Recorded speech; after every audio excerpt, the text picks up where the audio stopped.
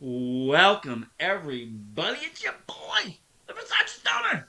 We're here with another episode of VSW Podcast. And tonight, finally, we are going to be talking with the great and wonderful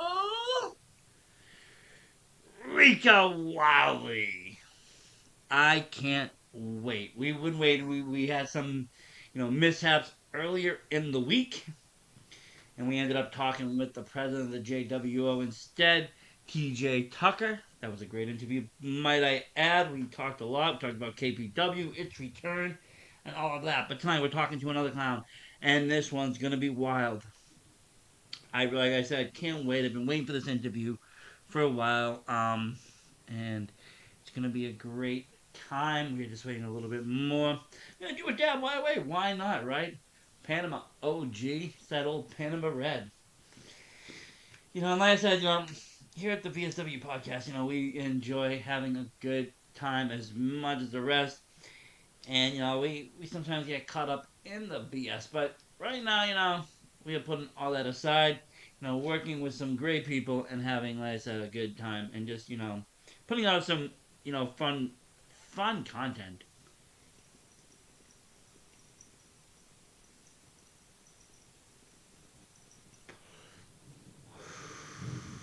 We will be making a return to like our old style soon, where we used to cover a lot of shows and do a lot of recaps and previews. But right now we're kind of just taking the summer, enjoying it, doing different things.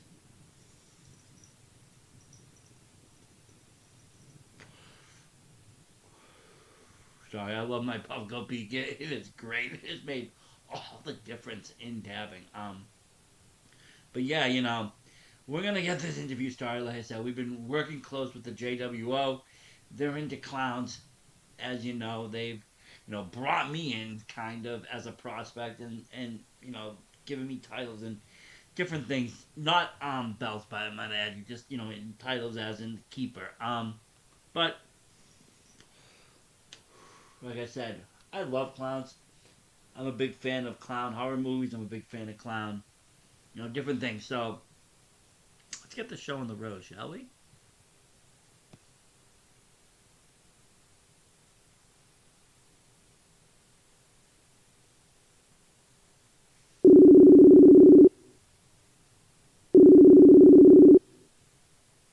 Let's see.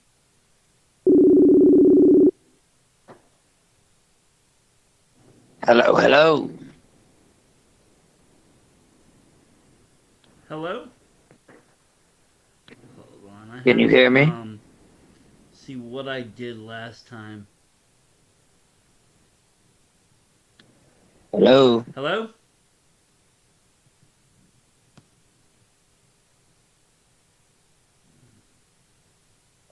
Hello?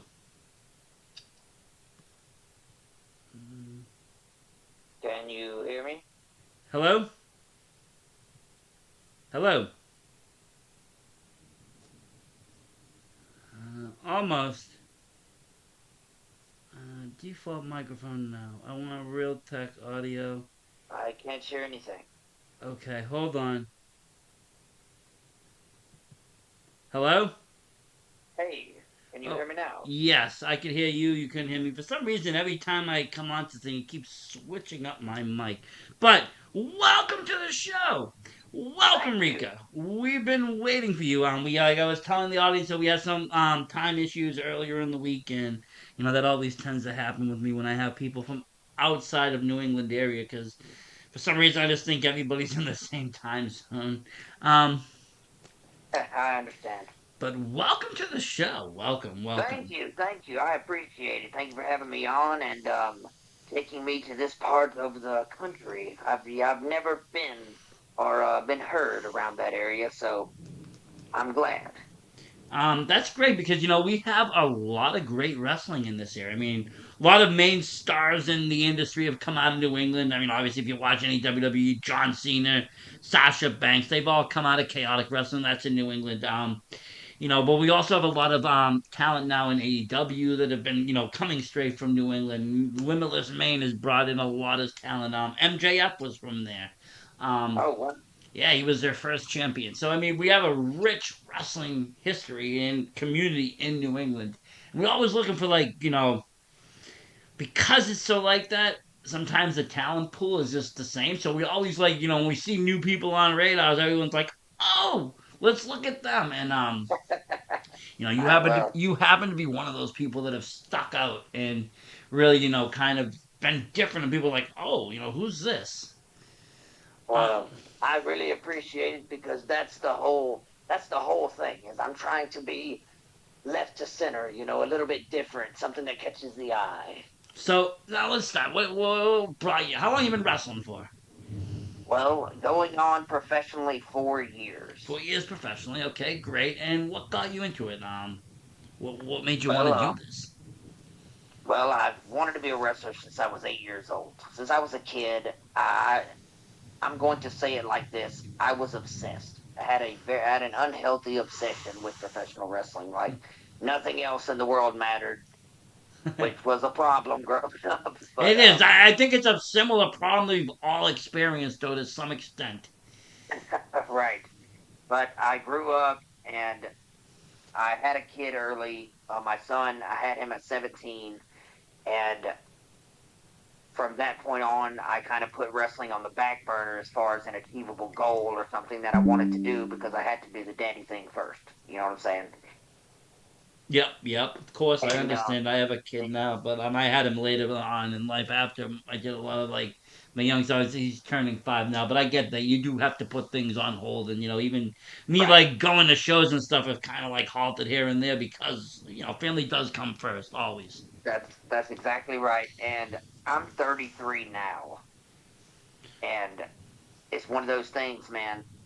I was 29, 30 when I started, so about 3.5 years or so that I've been doing it professionally, and I didn't think I was going to be able to be honest, just seeing as I was starting late. But I mean, other people have done it, and if I'm in love with wrestling, Yep, and yep. that's going to be the ultimate motivator to do it all, So I mean, I'll tell you right now, I hit the big 4-0 last year. I ended up hopping in the ring for a few matches. I mean, I've been trained lightly. I wouldn't call myself professional because I've never been to shows. I did a different kind of route of things. I love wrestling all my life. I've gotten it, and everything. My issue was when I was 18, 19. I wanted to go to the Killer Kowalski school. I was oh obsessed with wow, that. I was ready to go. My only thing is at that point, wrestling wasn't for people 5'8". They weren't people for my size. I was looked that's at and was true. laughed at and was like, you're not going to make it as a pro wrestler. Don't even try. So Right. back then, that's how it was. So I didn't do that. I went to a different road. I went into amateur boxing, and I ended up doing that for a little bit. And I did that in my 30s, and believe me, that was kind of rough because you're fighting with young kids, you're getting punched in the head, you're dancing, and then I took some time off from that. Then I went back into professional wrestling. Met some guys. They showed me more of the ropes that I had learned when I was younger. I would say, enough to just kind of get by and squeeze. And, we did some kind of fun filmography last year, and I jumped in, did a couple matches. But I can tell you, it is just kind of a little bit of a struggle doing anything kind of later in life. But when the passion is there and the desire is there, you can kind of overcome a lot more. And it seems like that's what you kind of did. You took care of business, but you let that passion and desire stay lit. And now you're Well, just putting it, letting that flame go. it was one of those things, man. Is my son was getting a little older, and I got remarried. I was with my new bride. I was in Cancun, Mexico, on our honeymoon, and a couple of my friends messaged me on Facebook and told me that there was a school that opened up near where I lived, a wrestling academy. And I was like, no. I was like, no, no. If there's one near here or where I live, I would be the first to know about it. Yeah. And I was wrong, and that was the thing. It was one that opened up right before COVID, and yeah, we were the first class. Me and five of my friends were the first class to roll through there. You kind of got out right out of there right before COVID kind of struck. Yeah, it was just, I mean, around that whole time, but we were just going, going, going all the time. Now let me That's ask right. you, what state are you in? Louisiana. So you're in Louisiana. Now, how was Yes. COVID for you? Because COVID for us was just a straight lockdown. Wrestling was shut down. Everything was just shut down. Well, that was the thing with COVID. The numbers on how many people you could have in certain venues was restricted. Not that the shows couldn't happen.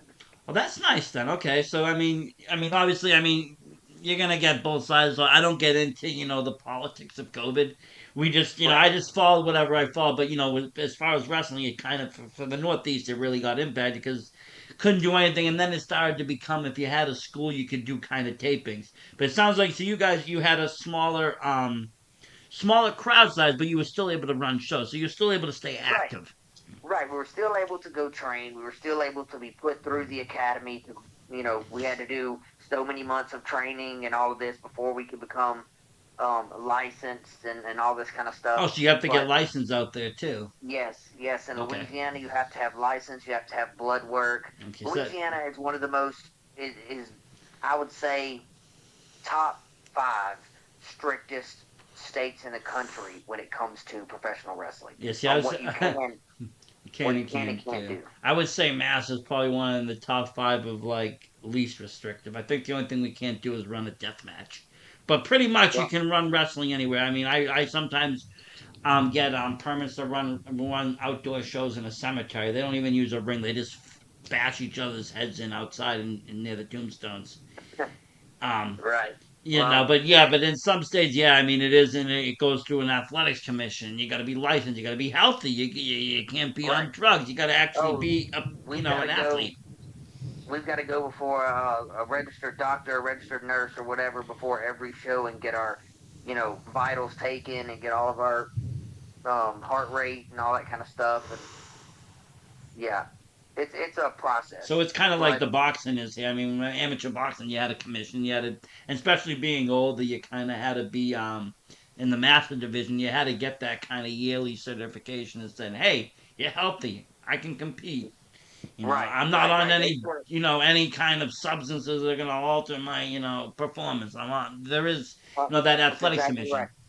which in Exactly wrestling right. and master, it's not there. Everybody just kind of governs their own. Obviously, you got to have insurances and stuff in the ring if you don't want to get hurt or cause injury. But at the same time, there isn't this kind of like, oh, you can't wrestle because you're not healthy. It's kind of you're in there at your own risk at that point. You know if you're healthy Well, or not.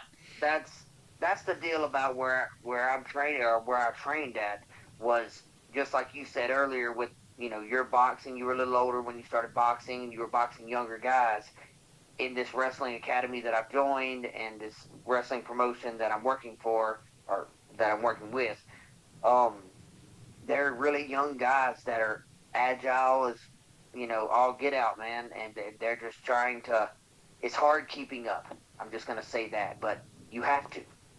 Yeah, yeah, you do have to. And then, if you look on the grand stage of things, you can see some of these, guys that are in their 40s and 50s, even people like Ric Flair. The last match wasn't the best, but look at him in his 60s. They were Right, outrunning some of these younger kids. It does, it does. You have to have that determination and drive to keep going, but you also got to kind of have this kind of face where you're not the number one in there. You're not the best. oh, most definitely. Any year, not so much yourself because you're still kind of young, but when you hit that like 35 mark, could be like any year could be your last NBA year finals. You Look, want to go out. Is this going to be my last year? What matches do I want? You start thinking of your last matches and such, and but you got to kind of put all that aside and just keep going out there and just being, I'm going to right. be the best I'm going to be. Forget about what the young kids are doing. Forget about what, as long as the I crowd still just likes me and they're still cheering or booing or doing what they're supposed to do, then I'm in the right spot. that's exactly right. I just like to entertain. That's all it boils down to. Yeah. Whether I do it for 100 years or I do it for 4 years, it doesn't matter to me because I'm just here to entertain. I love being in front of the crowd. I love wrestling. I love putting on a show. I love meeting the fans and being able to talk to them one on one and have them tell me, I've inspired them to do this and this. That's what it matters. That's what it means to me. And that's what I think it means to a lot of the people. I think when they get in front of that light, yes, I was a kid, we watch them. We want to be on we see the limelight. We want to be on the screen. We want to be the champion. We want to hold the belt. We want to be in front of the crowd. And then once we get in front of the crowd, it's, wow, we want this crowd to be happy. We want to, we love that, that room full of joy feeling. You kind of get off that on that high of it all, the adrenaline, the fans into it, and that's what keeps everybody going back. And seeing there's nothing better than seeing satisfied fans or hearing fans say they loved your product, they love seeing you, they can't wait to see you the next show. Right. And I mean, it's one of those things. It's one of those deals where if you've got fans that will follow you from show to show, whether it be if they follow you on Facebook or if they follow you on any kind of social media, if they're keeping up with what you've got going on, then the hook has been set. And the fans are, a lot of them are diehard, and they're going to support you regardless of what you got going on. That's 100% because and that's what I kind of got started. Like I said, I was into wrestling, out of wrestling, into wrestling, out of wrestling, all throughout my adult life. Most of the time just into fandom. And then I started talking, other wrestlers. They wanted to start running promotions, and we got into some running some shows, and we got into training, we got into other things. But and then me personally, outside of that, I got into this whole podcasting thing, and the main reason was, I wanted to get eyes and ears on the product. There was a lot of wrestling in New England. Yes, I said there's a lot of great wrestling, and there is a lot of great wrestling that is unknown, and that's because it's just either A, it doesn't have, as some small towns or some small promotions just don't get big crowds. B, Right. there could be bigger promotions that just kind of steal the limelight, but the talent on there is 110%, and they're all legit guys. Some of them are even moved on to even bigger promotions now. So my idea was to put eyes and ears on these, guys, and I followed a lot of wrestlers around. A lot of the local guys, just fell in love with them. Got to know them on Facebook because then, like I said, the pandemic hit here for us. Everything got shut down. There was no shows. One day I was at this show. The next day I had tickets for it, and we got a notification saying all shows are canceled. There is no shows, and Oh, wow. it was done for almost, not until the beginning of 21 did wrestling kind of come back for New England, and that was in the form of tapings that the schools were kind of doing privately because they were able to kind of do it through the school, and then a couple of other places started to do it beyond. I know did a show. Limitless was running a show. NCW was running a show. Chaotic started running a show. So we had these weekly shows, and I started to be able to follow them, and I, started running this podcast. Started, showcasing matches, showcasing guys, getting people known. And it was, well, it was a very frustrating time for a fan. It was also kind of a chill time because we had a lot of content and a lot of time in between to kind of, having a weekly show with 3 or 4 matches, you're able to kind of break down those 4 matches, talk about it for a week, Right. Right. analyze it, and I got to get to know a lot of the people, and a lot of the talent. I got to talk to them. They were around, and they were, able to talk. So it was a comforting time in that aspect. It just was discomforting because there was no live shows, and when live shows came back, boy, the fans were happy. And everybody went out and we supported the scene 100%. Um, but but yeah, it was a that's kind of what jump started this. Was getting those eyes and ears and getting people like you out there into the other territories, if you might want to call it, and getting Right. eyes and ears on you. I'm right now. Well, How could people find you? Can they find you on YouTube? they can find me on YouTube, find me on Twitter, they can find me on Instagram, Facebook, Snapchat, you name it, I got it. Everybody needs to follow me so I can show you how the carnival really runs. And talk about that combo. Tell me about it. Tell me about your Well, okay, I'm going to go ahead and explain the gimmick. Yeah, go for it. I'm going to explain exactly how it all fell into play. I was never, as a kid, I was never really into clowns or anything like that. It was never, a weird thing to me. It was just clowns are clowns, whatever. But as I got older, I started playing, um, I started playing role playing games like Dungeons and Dragons and things like that, where you really got to use your imagination to develop a character, and that's where the name Ricochet come from, or Rika come from. My character was Ricochet, and I took the name Rika, developed him into the Barker of the Bazaar, talked about this carnival I've got my story on my Facebook. If you ever want to check it out, it's a legit book. It's called Beyond the Big Top: The Carnival Awaits. It's the Rika Wildlee story. But this carnival is been set up, and Rika takes the essence of his opponents each time, whether win or lose. He takes a piece of his opponent to learn from, to gather information from, so if they ever cross paths again, he knows exactly what to expect and what to bring to the table. But every time. So that's basically all the carnival is taking a piece of everybody that he's faced and making the show brighter. Living and learning in a nutshell. Yep, yep. Now, how would you say the the fans are receptive to this? Because I mean, some people hate clowns with a passion. Some people love them. Well, the when I first started, because like I said, there was only a handful of us that went through the very first class, and I was the only one that was kind of, I like I said before, left to center because I was a clown. Everybody else, they had their own gimmicks and own things, but they were people.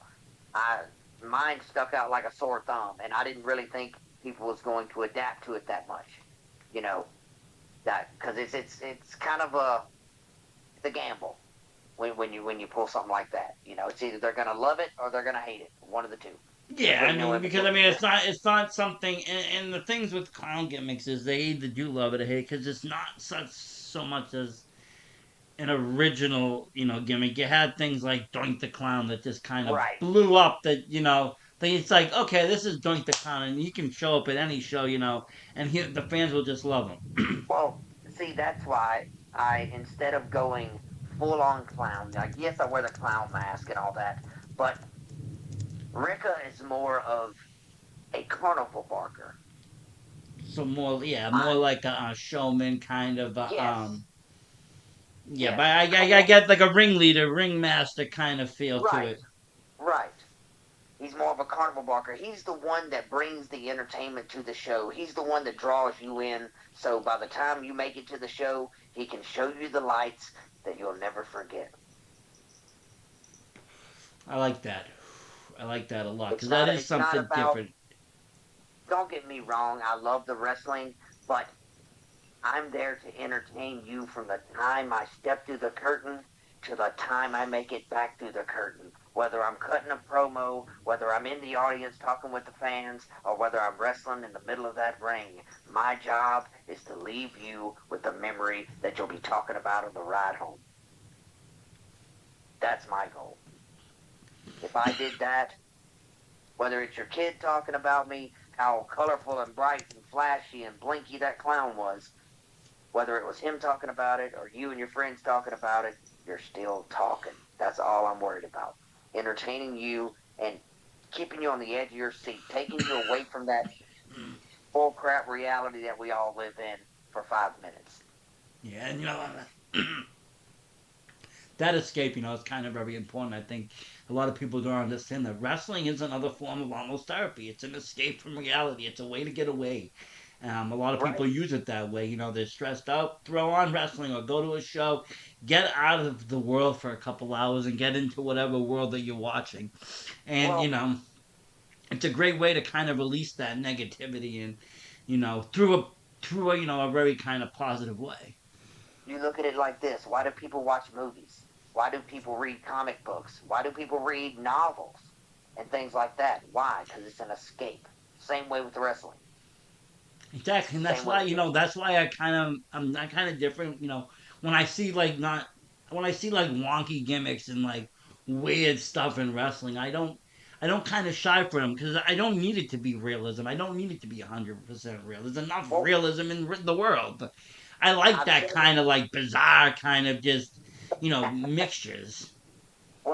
I've said it on multiple podcasts before, but it still reigns true. You got to think about what got over, and I'm not just saying in the '80s and '90s when wrestling was really just TV was a big deal on wrestling, and it was just push, push, push. It was all the weird gimmicks. It was people like Earthquake, Doink Yeah. the Clown, Oh The yeah. Undertaker. You know what I mean? Like all these crazy off the I wall mean, when I grew gimmicks up in the, that I grew up in '83, but by the time like the '90s hit, I was, fully in love with WWE 1990, '93. We had oh everybody. We yeah, had like Max Moon, we had Yokozuna, we had, that's what I'm Skinner. saying.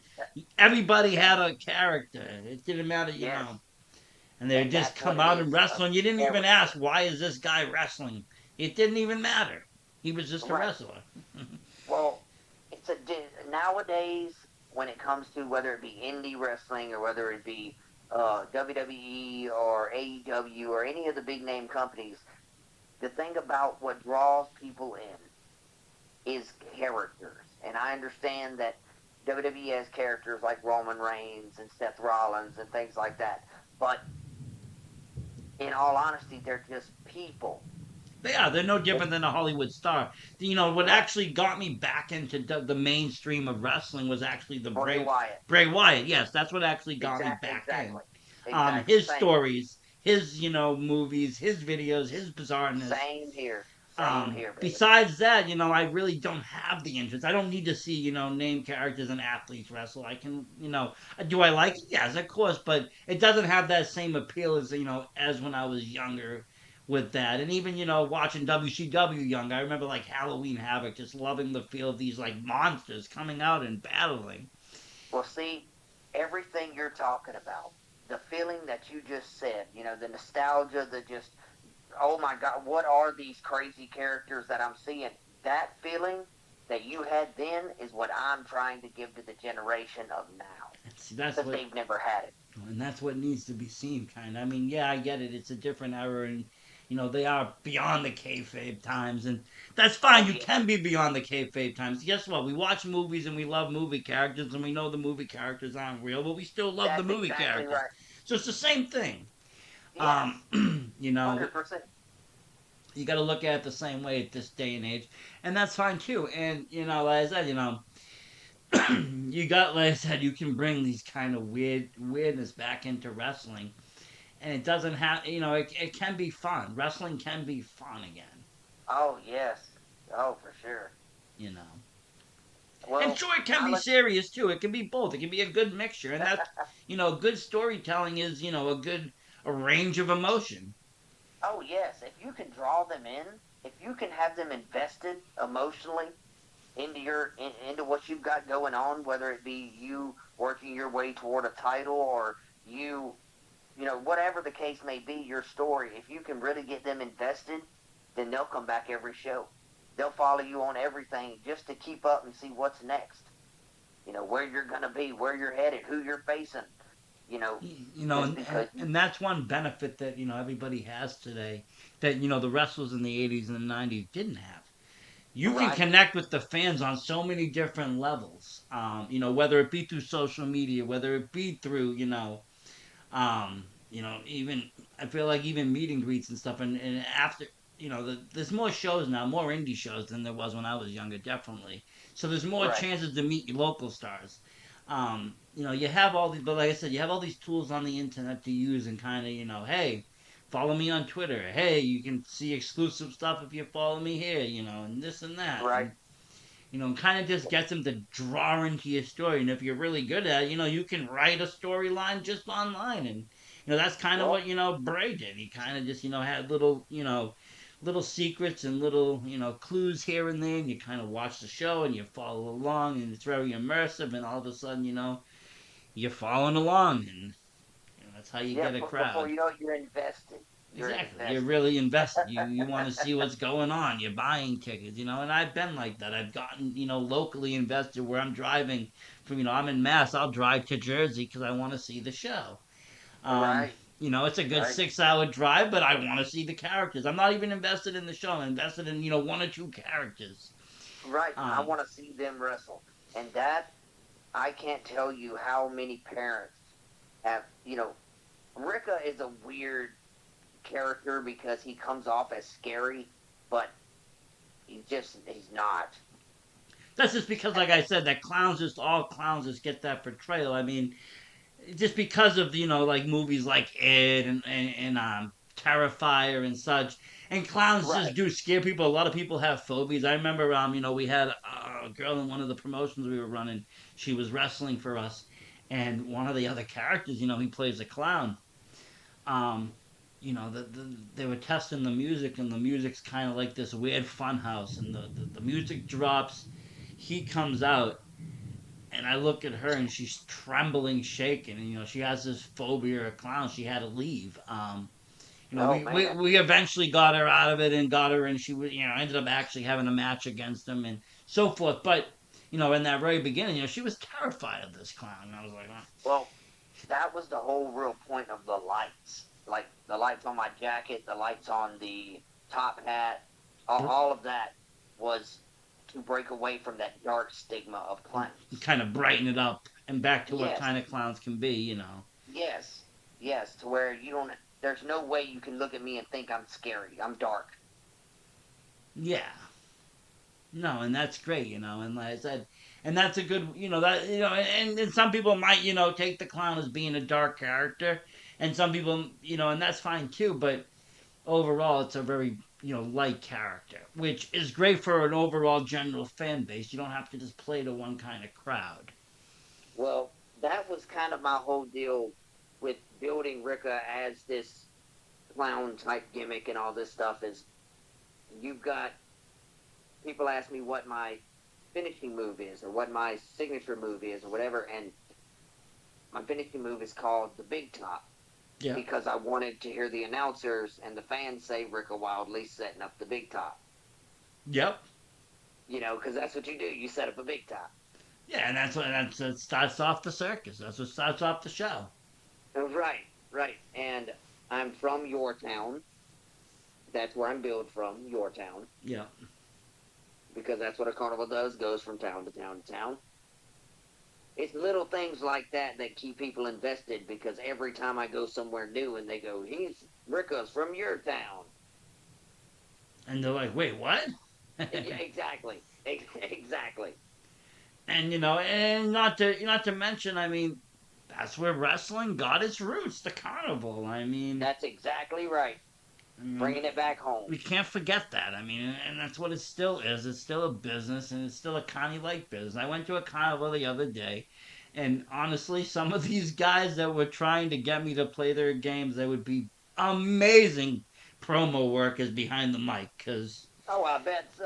what I'm I saying, they're bet just so. amazing. They were just amazing workers. They could really draw you in. I mean, luckily, I don't bring cash to these things. I just get my kid a band, and he can go and ride the rides. But they're trying to get me to play every game, and they're throwing every kind of, pitch at me. And I'm just like, wow. Oh, yeah. I'm like, wow, you want to do an interview? Like, Well, if it come down to it, and I could go to a carnival as Rika, like an actual carnival, I think I would have lots of fun you know, just talking with the carnies. not. It's kind of funny you say that because tomorrow, one of my local companies is that I really enjoy is NCW Wrestling. Great, promotion run by a great guy, John Marks, and just a really good family based kind of promotion. You go there and you feel like family. And Right. all the wrestlers really come out and talk. And tomorrow they do Kids Day, and it actually happens at a carnival, and they do like a free wrestling show for the kids. Oh, wow, that's awesome. Yeah, and I think we're finally gonna. I've been trying to get out there for the last few years, and I think I'm gonna finally be able to bring my son out there. I'm hoping if the weather stays like it's supposed to. But yeah, I mean it's kind of cool. But yeah, I mean that would be kind of really that'd be a kind of perfect kind of thing for you to be like working a carnival show, a wrestling Oh, show in a carnival. Like you could just like walk around half the day and just you I know would have a blast. you can I do would have everything. a blast. That's really cool. I like that. And I've had other clowns on the show, and I've worked and talked to other clowns, and I like this character, that you got here because, like you said, it's not really just so much of a clown. It's more of that, ringmaster. Step right up, come see the show.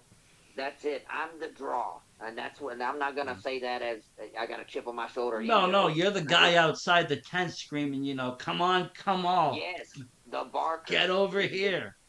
Yep, let's go. Let's Hey, go. you over there, you with the top hat, you with the beard, That's right. That's me. I like that. I can appreciate that. That's something really unique. You don't see that, and that is bringing it way back. Because I've had, as a younger kid, kind of seen, gone to like, shows that have been kind of at the carnival or kind of, close to it. Or they're doing some kind of amateur nights and whatever, local wrestling, and so it does kind of bring it back there where they are trying to, just, this is obviously before the internet, so you didn't have Right. online sales. You had to get people at the door. You had to get people walking by to buy tickets. That's exactly right. So you are bringing it back to that kind of time where there is no sell Well, out the show prehand. You gotta get people to come now, and you gotta get people to draw.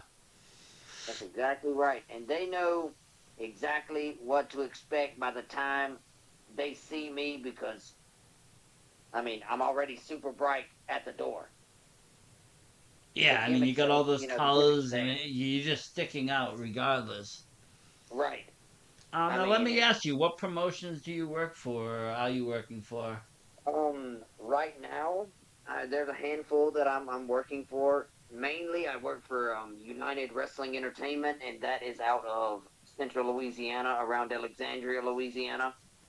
I graduated from the UWE Wrestling Academy, and I work most of their shows That's when kind of your home when they're last. promotion. What? That would be your home promotion, kind of like where you Yes, grabbed your yes, roots that's and you have your for home sure. base and you started. But so I'm just trying to get a base of what people, because I know people are gonna ask me, well, where can I see this guy wrestle? Where can I see this guy? Let's see. I've got Texas that I work. I work, some around Texas. I work in Arkansas. I've worked in Ohio. I work mostly in Louisiana, but um, I'm working for DCW Deep South Championship Wrestling on August 5th in Arkansas, in Mulberry, Arkansas. Basque in Louisiana on July 29th for the UWE, and I want to say there's one more in Texas. I'll have to get the information on that, but mainly Texas, Arkansas, and Louisiana as of now. I'm looking to expand as far as I possibly can go. So anybody that wants to book the Barker of the Bazaar, by all means, reach out. If we can work something out, I would love to come and wrestle. I mean, I have some great places in the Northeast I could have in mind. I mean, wow. I mean, something like like I said, your character, your draw, just the talent. Plus, you This is got the what I want to do. experience. This is what I want to do with the rest of my life. I want to travel. I want to entertain. I want to show the world that it doesn't all have to be dark gimmicks to get over. It doesn't have to be monotone. It doesn't have to be just, very cookie cutter. You can be different and matter. Yeah, I can definitely appreciate that. That's amazing. It's like I said, I hope you do get booked out here. That would be great. I'd love to come and see, obviously. But I know my wife likes to travel too, so I'm gonna may have to check some of those southern places. Well, you message me and I'll get you in the direction of where I'm gonna be, and hopefully one day you can possibly catch But a show. yeah, that's what I'm saying. I do like kind of different. They're kind of checking out different wrestling when I go out and travel and such. I was just down in Florida and there was a promotion. They weren't running, but I was hoping they were. But they might be the next time I go down. Because you do get kind of a different style, you do get a different feel, and you do get a different kind of vibe when you watch out of territory. Because like I said, I mean New England's great wrestling. It really is. Some of the best, like I said, right now are in New England. I mean, you got people like Channing Thomas, Alec Price. You can see them all over IWTV. Beyond Wrestling. Some of the Right, right, best wrestlers come out of there. Limitless Wrestling up in Maine, they have some of the top talent. Chaotic Wrestling, and then you got all these other places. NCW, Proving Ground. They got all these great guys. Um, but the thing is all these great guys all work the same kind of shows. They're independent. No one's, nobody is, exclusive. So you might see the same guy at different shows. So eventually the pool kind of gets very small in a way.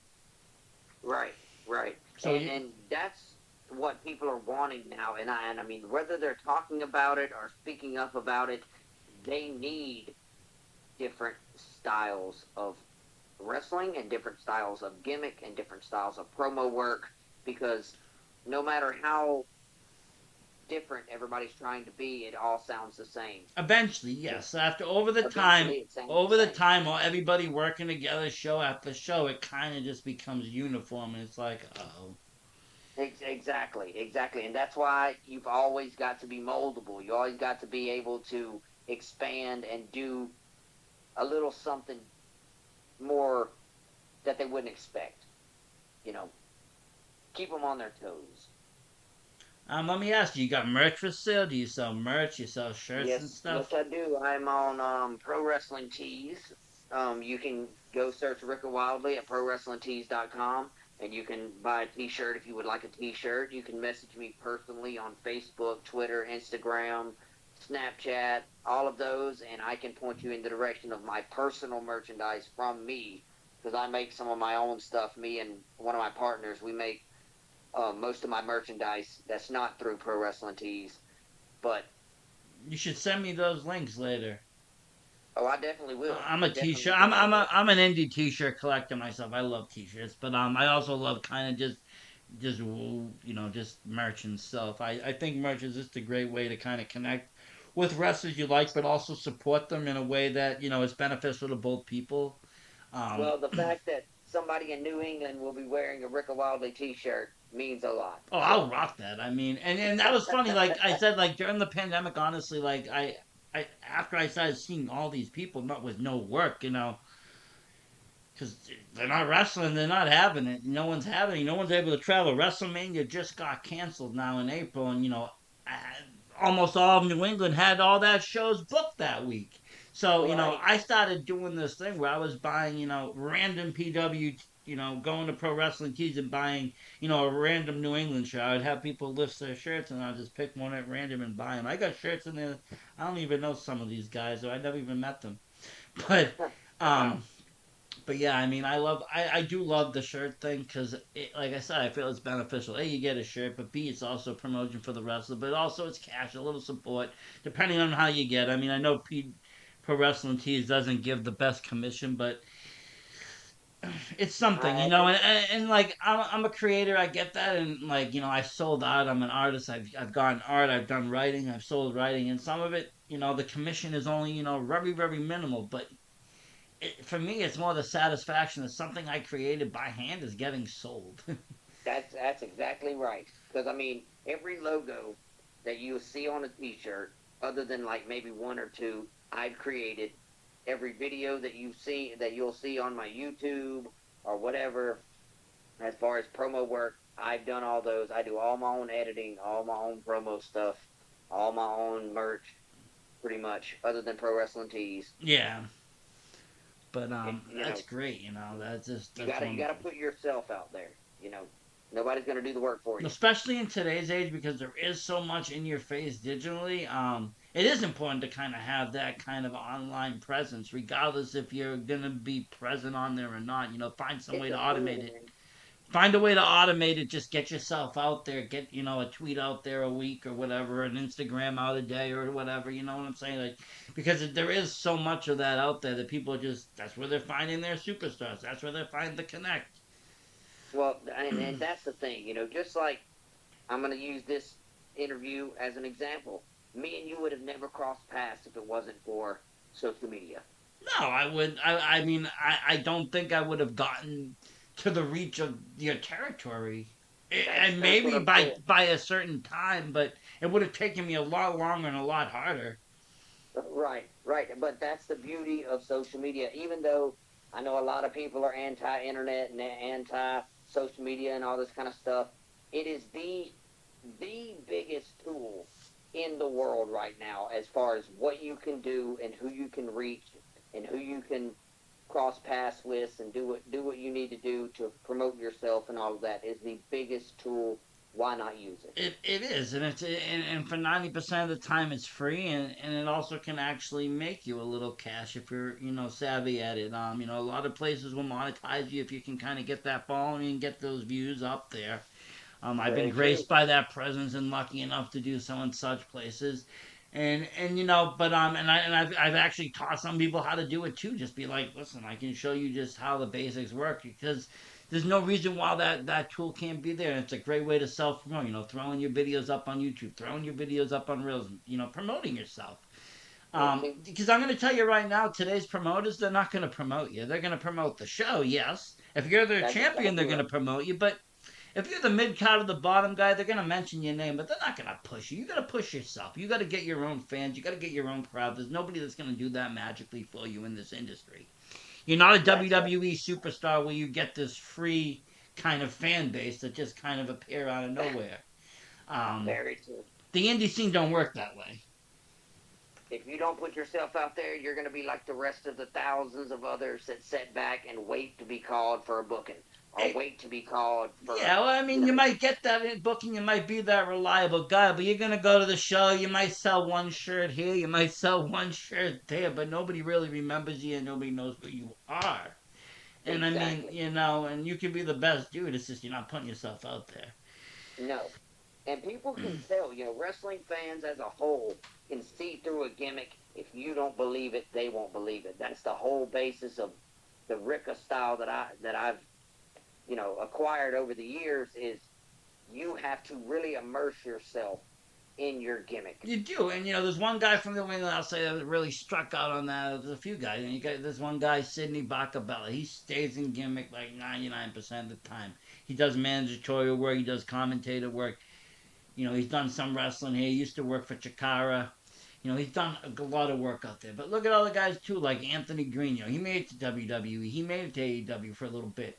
Right. He's another guy that just stayed in character, stayed in gimmick, and just worked that gimmick no matter what. He worked that retro gimmick until he got hired by WWE. I mean, he really just Well, stuck it. at that point, you don't give people a chance to say, "Hey, he's not like that." No. Now it's going to be weird if anybody sees him outside a gimmick because he sold the gimmick so much. Yeah, and that's how it kind of is sometimes. And there's nothing wrong with that because that is part of your job. And there's people, you'll hear it from actors and actresses that be like, fans will call them by their movie name, or fans will say movie lines to them 20, 30 years down the line. Right. Um, and that's just how fandom works. And like I said, wrestling is no different than the movies. You fall in love with the character. You're not falling in love with the real people. You're not falling in love with the real person behind half of the superstars you're Well, seeing on TV. You're falling in love with the character they've created or had created or whatever it is. taking a character like a clown and making it because if you base your character off of something else or style it after something else, then people already have a draw to you.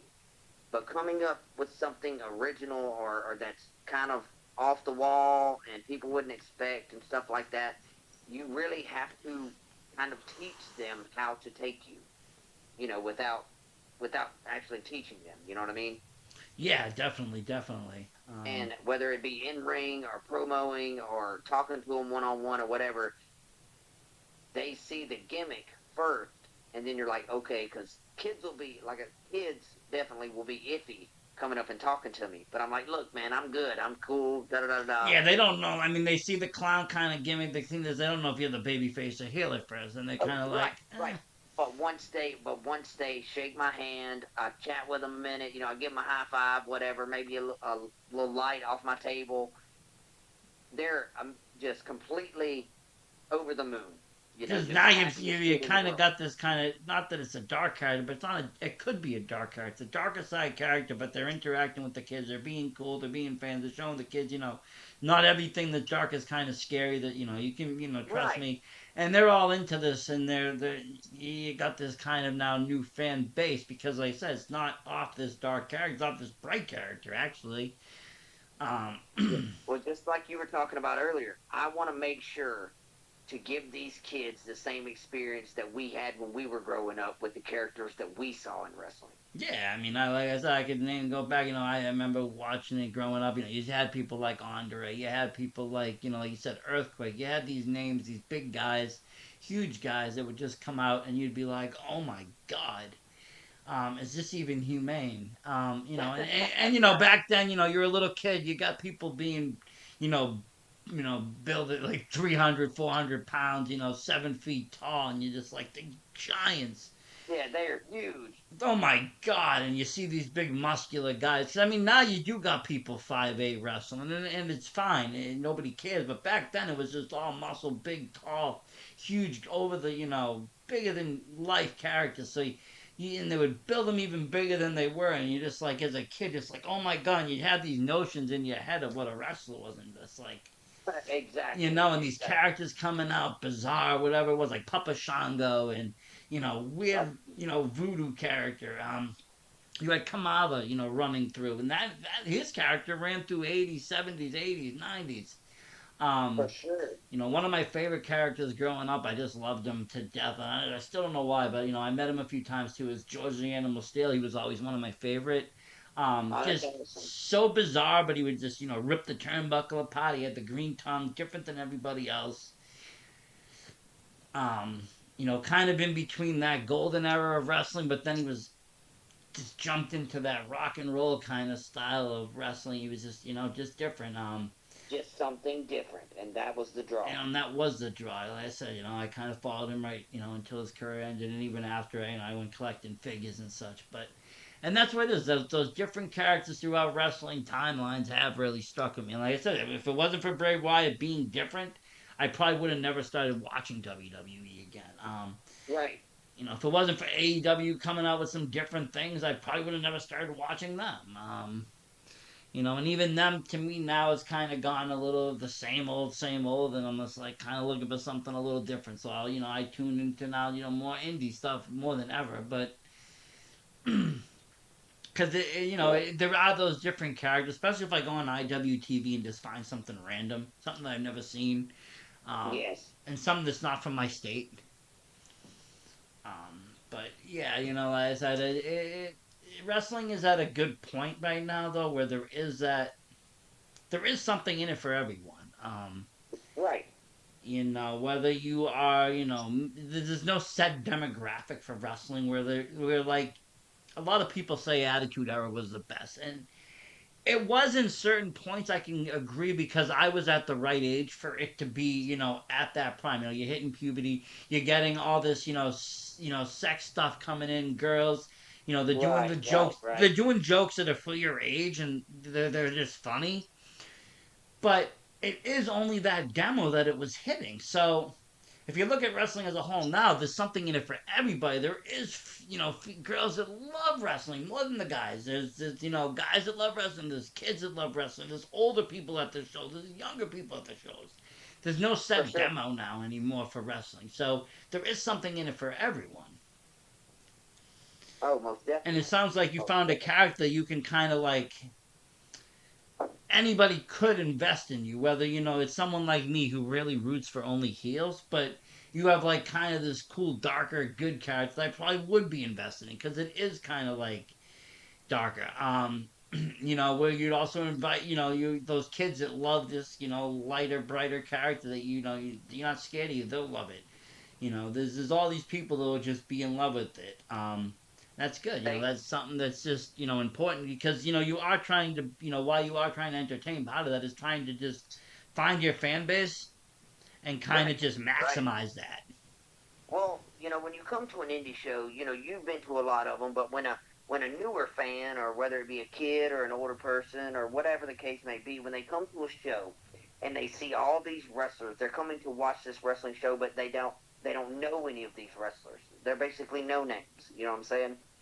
Yep, it's true. I you're watching these characters and you're trying to find out, and they may have a 5 minute match or a 10 or 15, 20, whatever, but you've only got that allotted time to find out, do I like this character enough to get invested? Do I need to go and follow this character on Facebook so I can see what he's about? Whatever. You've only got that small amount of time from his entrance to his outro, to the time he enters the ring to the time he leaves, to try to understand who that character is, why he is the way he is, and so on and so forth. But a lot of people don't take time to understand that. No, because So, because what it is they're interest. it's not that it's not that they're not. It's not that they're not interested. It's that they're used to the kind of with televised wrestling, it's kind of just an automatic assumption. You know who the good guy is, you know who the bad guy is, you know who not to like, Right. you know who to like. In indie wrestling, the lines are blurred. There's so many tweeners that it's not even funny. Everybody's basically a tweener unless they really play heel or really. In babyface, I hardly ever see super babyface anymore. I see a few, Right. but it's not as prominent as it used to be. The Hulk Hogan isn't there anymore. The John Cena isn't there anymore. Um, Right. you know, so you have all these different kind of just characters. It's not even so cut clear who the good guy, who the bad guy is. So it is you don't know how to gauge. Do I like this person? Not you're kind of gauging. Well, am I rooting for him to win? But I kind of like that guy. I like his getup. I like his attitude, but well, he's the bad guy. I'm not supposed to root for him to win. It's like very Right. confusing.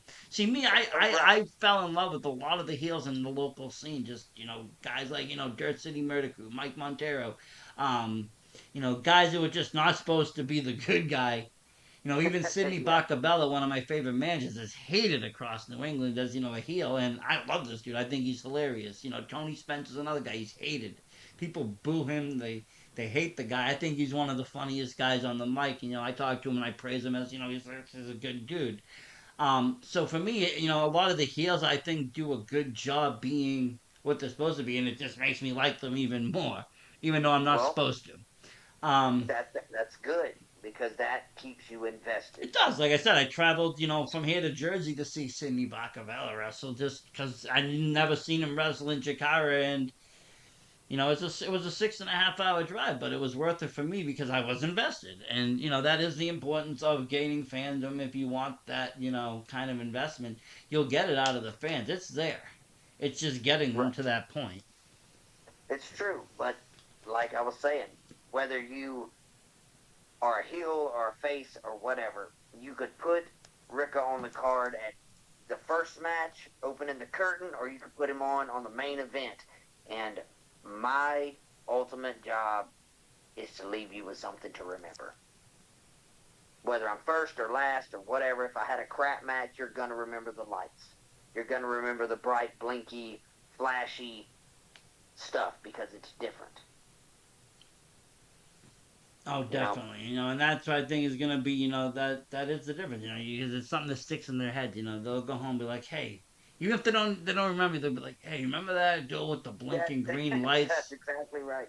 Hey, remember that green shit at the end of the show we saw? What was that? Hey, how do we find that? Who was that? Right, right. And they're going to come. I mean, if I'm the first match, by the time they get to come to my merch table and all that and get to meet me and everything, they're going to be asking, where can I find you? Where can I follow you? All of that. And it's just giving them, even if it is like you And said, I that love it. 5 minutes of exposure to yourself, you're able to grab a few people. That's success right there. You're able to do that's your job. As an That's entertainer, you've right. entertained people enough that they want to see you again entertain them. You're You're bringing them right. back. And it's hard for a lot of people. I mean, it was hard for me, because you got to explain a lot without talking to people, without going and getting on the mic and explaining to them step by step who you are, why you're this or that. It is. You got to get in the ring and explain to them via storytelling who you are, why you are the way you are, good guy, bad guy, what your gimmick is, and all of that But yeah, in a small amount of time. and you have to keep it going and keep it different. I mean, think of it like again. I'll bring it back to Hollywood again. How many of your favorite actors, character movies would you watch in a row? How many times would you see Michael Keaton play Batman? Would you watch it 10 or 12 times? No, you might get bored. So, as the actor, as the character, you got to kind of change your kind of thing as you go because you can't play the same exact role because it's too stale, but Right. you can't play too much wild every time differently because then it's too erratic to keep the fan base. So there is Exactly. that fine line. You've got to be Um, able to evolve. yeah, exactly. Evolving slow enough that it keeps people with you. That it's not just whoa, what just happened? I'm lost. Oh yeah, you got to give them. You spoon feed them. You have That's to. the thing. You don't give them everything at one time. Sometimes you'll see it happen on the mainstream. People are lost. Well, They don't know what's going it's on. true. And if you and there's so much wrestling mainstream now. Like not like there's so many weekly shows that if you don't keep up, you're lost any which way. I kind of like the indie scene where it's kind of more of once a month or twice a month, kind of, because it is slowed down to that point where you can kind of follow it, process it, maybe watch it again, understand it, analyze it, then, get to the next part. Plus, you'll see the online stuff in between, which is always fun.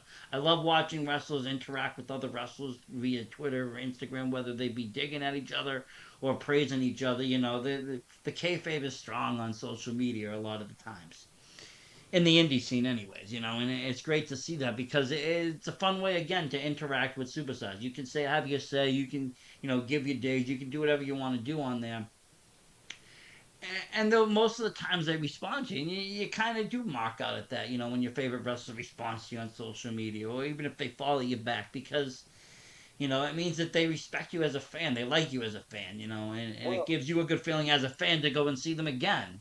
Makes you want to buy that's a, more. that's exactly right. And even as a wrestler myself, I still, when I get booked at shows, and there's wrestlers that I've followed and I've seen for years and years and years, I'm still like, wow. I it blows my mind just as much as it would a fan, somebody sitting out in the audience. Yep, yep. And that's kind of the way to be. I mean, we never, I mean, even, I mean, we were fans before, before wrestling, before into the biz, we were fans, and we're still considered fans. Even though whatever you do in the business, you're still a fan of it if you're going to shows, if you're enjoying the show. I mean, there's a very few wrestlers, I think, in the world that wrestle that didn't actually like wrestling. They do exist. But for the most part, the wrestlers actually really enjoy wrestling. They enjoy the mainstream product as much as the indie scene, and they'll watch shows. You'll see them in shows. I've seen talent at other shows. I've seen talent, at major shows. My friend has seen talent at WrestleMania, local talent. Right, right, right. And it's fun to see that. It's fun to see them outside of their little play area into another as a fan. It's kind of interesting to kind of see and as a different Well, perspective. I um know one of the highlights of my career. I went last year in 2022 and wrestled for JCW at the Gathering of the Juggalos. oh wow, that's awesome. Dude, it was insane. I It mean, was I amazing. have a lot of Juggalo friends and some of the wrestlers, but yeah, that's amazing. I, yep. I went and wrestled at Bloody Mania last year. That must That's have that's like, you must have been a hit with the outfit. oh, dude, it was just that's like childhood goals. Oh yeah, yeah. 100%. That's great. Um, that's where it can take you. It can take you to your dreams if you really push for it. It's not really, and you're an example. You said in the beginning you were kind of hesitant at first because you were later in life, but because it was your dream, you didn't hesitate. You pushed forward past it, and you made it to where at least right now you made it to somewhere where you're pretty happy with it and to continue Oh, it going most forward. definitely. You just said you worked, a dream show. You do that by, working hard, and you were able to obtain that, even starting later into wrestling. Right, Um, right. And I would never give up what I'm doing now for anything. Knowing and working how I'm working now, whether I'm booked, every weekend or every week or whatever, I've made it farther than I ever dreamed I could. So everything from this point on is just icing on the cake. now, is your kid into wrestling too? My son, I've always been into wrestling, so as he's grown up, he's been into wrestling. But now he's almost 16 years old. He's kind of in and out. And now, yeah, you yeah, know, yeah. That's the kind of age, like I said, it was fine for me at the age because WWE did the smart maneuver. They watched, the kids grow up and they said, well, let's hit them with something that's going to keep them. And that was the attitude ever. right, right, right, Let's right. show them some sex. Let's show them some, what drugs, whatever they want to show on there. They got us back into it. They had all these crazy, different characters that were more adult orientated. You had the Val Venuses, you had the Godfather, you had the Sables, you had all this stuff going on that kept us watching a little bit longer than most people do now because of that. Now, you hit a certain age, you get kind of busy, you like it, but it's not, the priority. They don't have you hooked. We got hooked between that and WCW and the Monday Night Wars. We got even more hooked.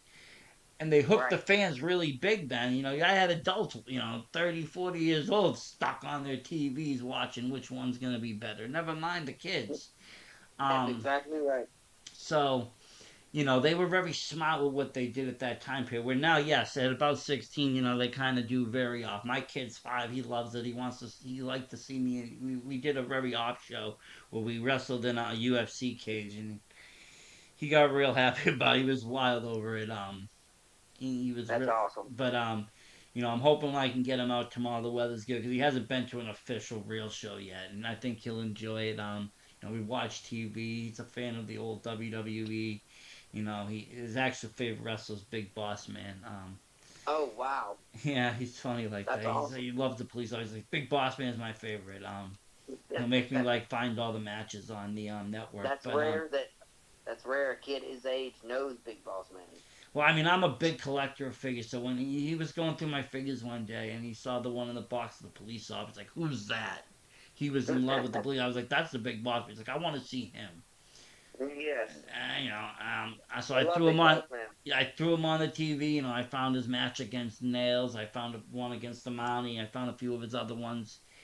I wanted to show him when he was face. I didn't want to go back to his uh, Twin Tower days. I didn't want to go to his the dark Ministry of Yeah, Darkness days. I just kept it, when he was the boss man for him, and he was just, he was loving. He's like, I love this police officer. I love the big boss man. The only thing is that's now awesome. every time he wants to wrestle, he wants to be the big boss man. He finds the closest thing to a nightstick and whacks me with it. That's great. But yeah, wrestling is like I said for all ages.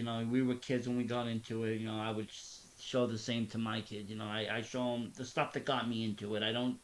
I show him obviously the newer product, but if he wants to watch it, but I do show him some of my favorite stuff from my childhood that got me into it. And with any hope, he'll like it. If he doesn't, he doesn't. I'm not gonna say oh my Yeah, god, but so far he likes some of it. He likes like some of the characters.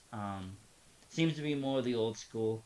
He refuses, right. and it's funny. Like I said, he refuses to recognize WWE. He'll continue to say WWF. I'm like, I'm like, okay, whatever. Because he was like, well, Bossman wrestled in WWF. I'm like, okay, yes, he did. You're right. But he'll refuse. You're like, WWE's not so good, but WWF's better. I'm like, okay, you're Well, right. hey, You're right in some respect. We'll just keep it that way. right. Boss um, Man, WWF had characters. I'm just saying. but yeah, he's funny like that. But I am looking forward to that. And like I said, characters like you, he falls in love with the colors and the just the overall, just character wise, just seeing something different I love it, again. man. And you being able to bring that to obviously you said your kid loved wrestling too, but being able to bring that to children on the weekly is that's great. You're able to bring, like you're saying, your goal is to bring that nostalgia back. For the Yes. generation of today, and so kids today can say, "Wow, my favorite wrestler is Rika." They don't gotta Right. say, my favorite wrestler is Big Moss Man from 30 years ago. Well, I just want them whether because most of them can't say Rika Wildlee, or they can't say, they don't remember me. They just know, hey, that guy with the green mask, Yeah. you know. But they're always gonna stop and take that extra second to find out who that guy was.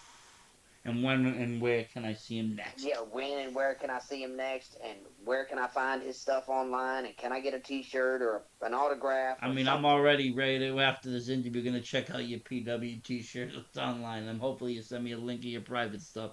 So like I said, Oh, I'm a I got merch you. fan. I got like closets and closets full of merch. T-shirts Oh galore. man, I got over I've got about I between 2020 and 2021, I got about 550 indie T-shirts from different various oh, wrestlers. wow. It's quite the collection, but That's and it. I'm still getting them now. The other day I got one Kill City Cup. So it was a show slash movie ran down in Florida. Great. Has Brian Cage in it. Luke Rudd. Oh, Some that's bunch of awesome. wrestlers in it. Some people from up here. Some people from down there. A lot of cool stuff.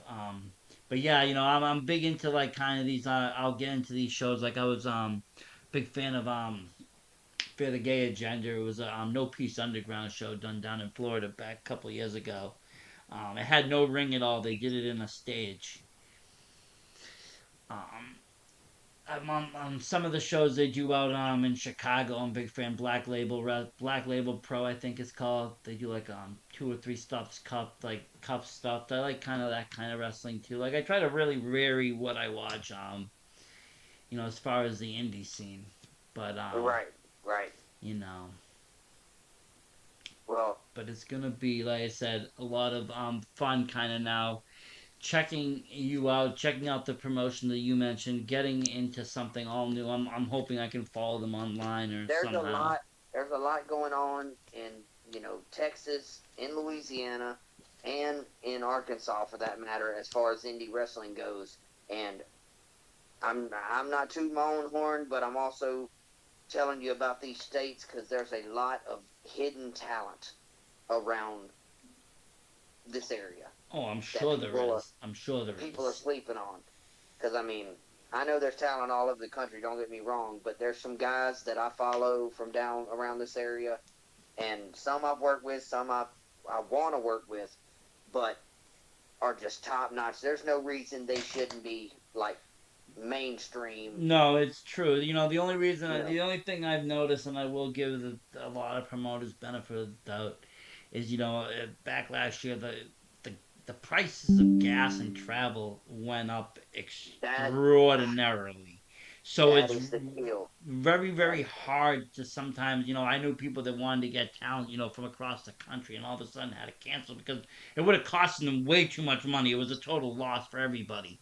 Um, unfortunately. So, I mean, that's one thing that kind of came into play. Hopefully, it starts to die down and you get more people to move more well, around because there is no reason why, people can't travel. It's just that cost. And, is it worth it? Am I going to be a hit in that new state? Is it and worth for me to go out that's there? kind of the deal. Because I Am I mean, going to sell enough merch to make it worth my time to travel out to you? Um, right, right, and I but mean, I've been booked in California. I've been booked in Washington, and both of those shows, I had to be like, look, I can't afford to go out that way. You know what I mean? Because gas alone would kill me. yep, yep. Even if I were to fly, it would still be an arm and a leg. You know, Yeah, and I mean, it's just like, I'm gonna fly, and then I gotta fly back the next day. Or am I gonna stay the whole week? And what am I gonna do?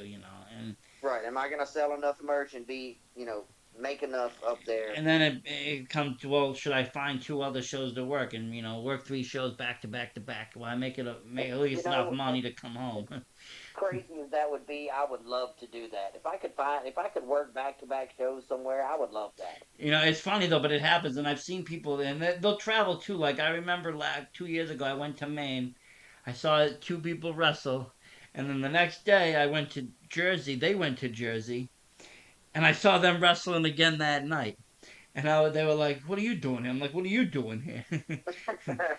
we I just both didn't did care. basically the same ride, because of the way it is, and it was kind of funny. But but a lot of wrestlers will ask, "Is there any shows in the area?" You try to find shows that are kind of close together, and you just kind of work the weekend if you can get it like that. Especially if you're a new face, a lot of new promotions that run, some run Friday, and then all of a sudden you see the same promotion or a different promotion, but at the same time run Saturday. So these kind of promotions sometimes will use the same people. So if you're out of state, maybe they want the same person, so you can kind of like hop in there. But Right. you get a couple shows, maybe it's worth it. But if it's just one show, it is that risk gamble. What am I gonna make? How am I gonna do it? And Well, granted, it's not always about the money. Sometimes it is about the no, no, no, exposure. no, no. If it's one of those things that I can go work a show just to see how the fans respond to the character in that area, then that opens the door for further opportunity in that area. Yeah, If I go the and it exposure. bombs, yeah, if I go and the fans don't really take to it, I can tell there's not really a base there. then I'll let that die. Let that die down for a while. And not really work that area exactly. But at least your Yeah. name is all. But at least by with anything, your name, your social medias, Oh and yeah. where to buy your stuff is out there. Because there will always be one fan that will be like, yeah, who was that green dude? I like him. Hopefully he comes Most back definitely. someday. Well, Um, like I said before, man, Rika and characters like mine, off the wall, bizarre, weird characters like that are an acquired taste. Either you love it or you hate it. There's no in between. but even You know, but like I said, even the hated characters are needed in wrestling if done right. If done right. yeah, I agree. I agree. Someone I does can't have have. to take the fall, unfortunately. I understand. You can't have all the good characters without the ones the negative to the positive. It's You got true. to have the bad guys to the good guys. You do. But hey, I really do appreciate you coming on, taking the time, explaining your character, talking to people here, and hopefully, Thanks, man. now people out my way can, go and check you out and, see what's going on in your world. They can check out the promotions. I know I am. I'm gonna share stuff through the Facebook and stuff, and I get greatly more appreciate it, eyes and brother. ears on you, and I'm sure maybe other podcasters in the area will want you to, because it is like I said, something different. It's not the same old character. It's not something that we've all seen out here. It's something very different. Well, Between the I'm always colorful, down. I'm always down to do interviews. I'm always down to take bookings. I enjoy talking wrestling, whether it be my stuff or just wrestling in general. I just love the business, in ring, out of ring, all the way around it, and I want to be part of it. And finding people like you and your podcast and your fan base and everything, it's my. It makes me happy that you guys reached out to me to do an interview. well, So we thank you. appreciate you. Thank you very much. I appreciate that. Yeah. And we appreciate you and all you do for the industry. And like you said, the entertainment. Thank you very much for coming on, and you have yourself a great weekend now. All right, brother. You too. Okay. All right, man. Bye. Bye. Wow, what a fantastic interview. I mean, my goodness. That was amazing. What a great time. What a great time. Rika Wildlee. We're gonna have to, really go in now. I have to look at all these promotions because I want to see these matches. I mean, like I said, the gear, what you're seeing on screen, it looks amazing. It looks wonderful. It looks great. Um, look at that. I mean, and he said he worked ICP. He's worked other shows. It's just it's amazing. It's amazing. I can't wait. I really can't wait to see what's gonna be in store for him though, because like I said he can go all the way. He's gonna go far in this industry, even further than he has been. Just but that was just a great interview. And again, thank you. And we got a lot more coming up on the VSW podcast later next week. We're gonna be checking out things. What do we got? FanFest coming up, I think, or something. New England's FanFest. I don't know. Something big's coming on the horizon. We're gonna be checking that out, I think, with some of the boys. So stay tuned for a special podcast on that, and we're gonna have some other stuff coming your way. If we go to end up making it out to Kids Day tomorrow at NCW, we'll be covering all that action live. And we'll be out there in Attleboro, North Attleboro, whatever that is. I think it's North Attleboro. I don't know. I have to look at the flyer, but we'll be out there and we'll do a podcast on that too, because you never know what could happen there. We've seen some crazy things or heard of crazy things on Kids Day. One time, I think Anthony Green even won the title. He beat BRG. Yeah, wild, right? Anything can happen. But yeah, stay tuned, everybody. Thank you, and check out Rika Wildlee. Go to the pro wrestling tees. Buy yourself a T-shirt. Support indie wrestling. Support pro wrestling.